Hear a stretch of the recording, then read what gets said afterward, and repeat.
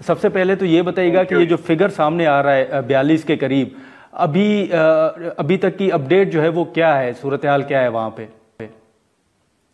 सूरत हाल ये है कि टोटल 47 शहीद हो चुके हैं और 28 जो है ना वो जख्मी है। और उसके अलावा जो है ना वहाँ पे काफी जो है ना मतलब है कि लोग प्रोटेस्ट भी कर रहे हैं और कुछ मतलब है कि एरिया को उन्होंने आग भी लगाई है मुख्तलिफ चीजों को। उसका मेन रीजन ये है कि वहाँ पे कुछ अरसे से अमन नहीं है।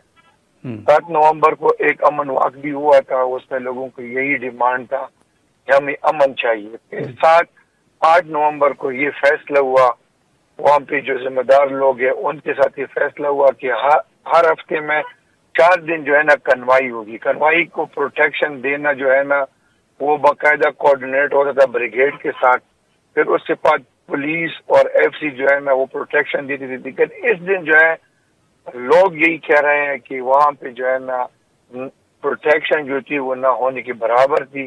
और वहाँ पे कोई प्रोटेक्शन नहीं था, इस वजह से ये मसला पेश है। तो अभी आपने मुलाकातें हुई हैं, कुछ क्या होने जा रहा है आगे, आपने डिमांड्स क्या रखी हैं? मेन चीज है ना कि आज वहाँ पे हमारा एक सिस्टम में हमारा एक इमाम बारगाह जो मैंने इमाम बारगाह है वहाँ पे पूरी जितनी भी अक़वाम है वो इकट्ठे हुए और उन्होंने फैसला किया है कि आज के बाद ना हम हुकूमत से कोई डिमांड रखेंगे ना हम जरगा करेंगे। ठीक है, क्योंकि जरगे पे जरगा कम अज कम सैकड़ों जरगे हो चुके हैं लेकिन उसका कोई इम्प्लीमेंटेशन नहीं है। ठीक है, उसका सिला हमें ये 47 शहीद मिल गए। अगर आप देखिए इस महीने में टोटल मिला के जितनी भी अटैक वगैरह हुई है ना उसमें मेरे ख्याल में 100 से ज्यादा लोग शहीद हो चुके हैं। तो उस सिलसिले में अभी उन्होंने बस 2 टोक में जो है ना फैसला किया कि हम किसी से भी बात नहीं करेंगे। तो सर फिर लोगों की हिफाजत के हवाले से क्या करेंगे आप लोग?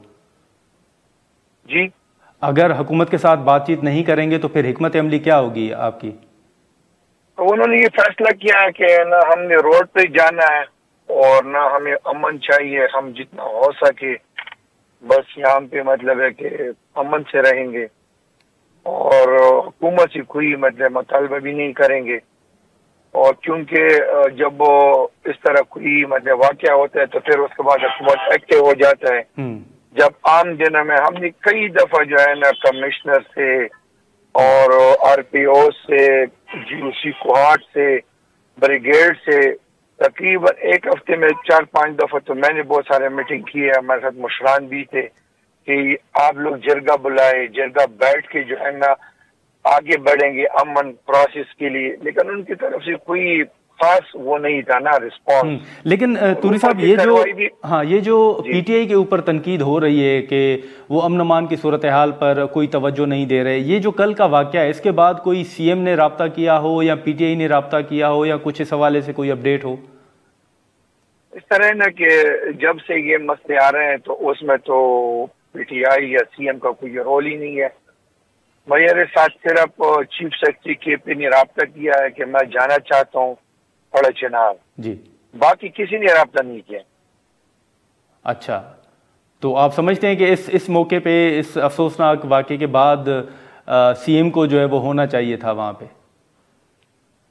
बिल्कुल, ये सीएम की जिम्मेदारी भी है और सीएम को अगर खुद मसलों में मसले मसाइल का सामना नहीं कर सकते तो किसी और पॉलिटिशियन को, किसी मिनिस्टर को भेज देते।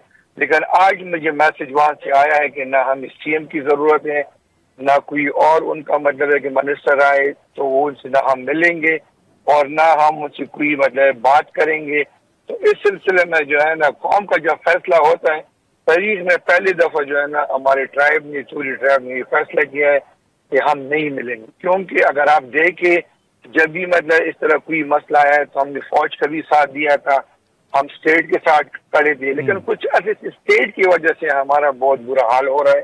तो इस वजह से लोगों ने फैसला किया है कि हम किसी ऑफिशियल बंदे से नहीं बैठेंगे।